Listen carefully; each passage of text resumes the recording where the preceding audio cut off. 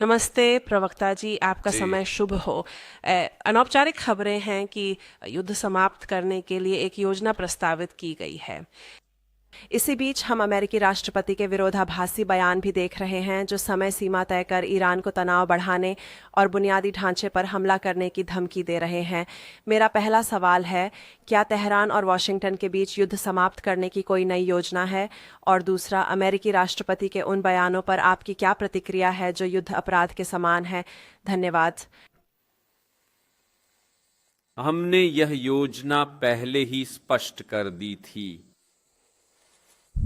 कुछ दिन पहले मध्यस्थों द्वारा कुछ प्रस्ताव पेश किए गए जो अमेरिका की 15 सूत्रीय योजना कहलाए और पाकिस्तान व कुछ अन्य मित्र देशों के जरिए पहुंचाए गए।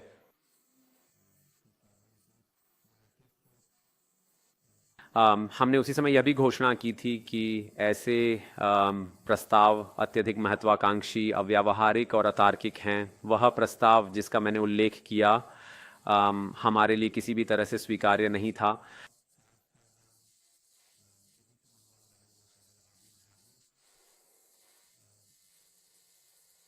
अपने हितों और अपनी सोच के आधार पर हमने अपनी उन मांगों को तैयार किया है जो हमारे पास थीं और हैं। देखिए, हमें अपनी मांगों को, अपनी वैध और तार्किक इच्छाओं को चिल्लाकर बताने में कोई शर्म नहीं है।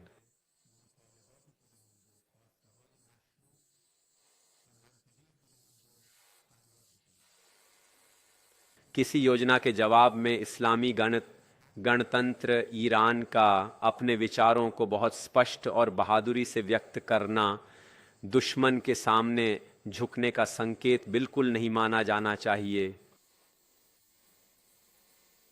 जब हमारे देश के रक्षक बहादुरी से अपने वतन की रक्षा में जान दे रहे हैं, कूटनीतिक तंत्र को भी अपना कर्तव्य निभाना चाहिए। आधार और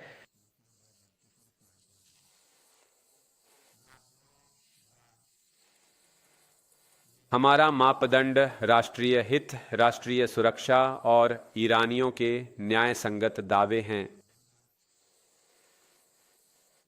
हम PYC नाची अब 10 दरी पहले से ही जानते थे कि हमें क्या चाहिए और किन शर्तों को हम स्वीकार नहीं करेंगे, और अब भी हमारी स्थिति बिल्कुल स्पष्ट है। इसलिए जिस समय यह चर्चा शुरू हुई, हमने अपने जवाब तैयार कर लिए थे। जब भी आवश्यक होगा, इसकी घोषणा के तरीके के बारे में हम स्पष्ट रूप से सूचित करेंगे कि बिचौलिए दोनों पक्षों के विचारों को प्रस्तुत करना कोई अजीब बात नहीं है। जाकुन, जैसा कि मैंने बताया, एक ऐसा राष्ट्र जिसमें तर्क है, जो जानता है कि उसे क्या चाहिए और किन बातों को वह स्वीकार नहीं कर सकता, अपनी स्थिति व्यक्त करने में कोई संकोच नहीं करता। इन बातों को बिचौलियों के माध्यम से शुरू में ही रखा और पहुंचाया गया, और स्वाभाविक है कि संदेशों का यह आदान प्रदान जारी रहेगा। लेकिन बातचीत किसी भी सूरत में अल्टीमेटम, अपराध या युद्ध अपराध करने की धमकी के साथ स्वीकार्य नहीं है।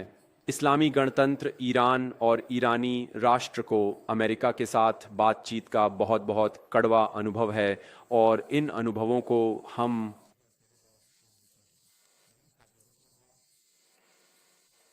हमने इसे आसानी से नहीं पाया है कि आसानी से अनदेखा कर दें। जैसा कि मैंने फिर कहा और मैं जोर देता हूं, ऐसे में जब हमारा दुश्मन वह अपने अपराधों को बढ़ा रहा है, हर दिन नए अपराध कर रहा है, हमारा सारा ध्यान देश की रक्षा पर होना चाहिए। कूटनीतिक तंत्र भी स्वाभाविक रूप से व्यवस्था के एक स्तंभ के तौर पर अपने कर्तव्यों को स्पष्ट करने में, अपराधों के दस्तावेजीकरण में और विरोधी पक्ष के नाजायज दावों व मांगों का बहादुरी व स्पष्टता से जवाब देने में बखूबी निभाता है। हमारे खिलाफ होने वाली धमकियों के संबंध में इसमें कोई संदेह नहीं कि ऐसी धमकियां देना ही युद्ध अपराध है।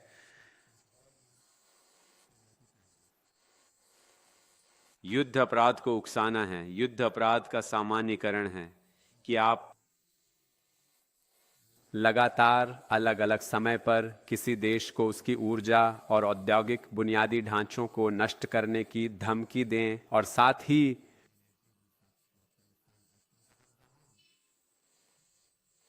एक कार्य विभाजन के रूप में जायोनी शासन को यह हरी झंडी दें कि वह आपके सहयोग से या अकेले नागरिक ठिकानों पर हमला करे। यह अंतर्राष्ट्रीय मानवीय कानून और अंतर्राष्ट्रीय आपराधिक न्यायालय के कानून के तहत भी युद्ध अपराध है। निश्चित ही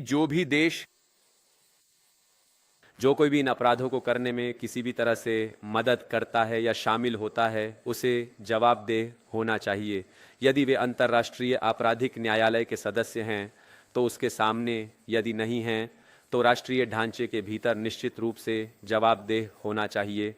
सभी देश जान लें कि अमेरिका के अपराधों में किसी भी तरह का साथ या सहयोग जो युद्ध अपराध और मानवता के खिलाफ अपराध हैं के लिए उन्हें जवाबदेह ठहराया जाएगा और पूछताछ की जाएगी। Subscribe to One India and never miss an update. Download the One India app now.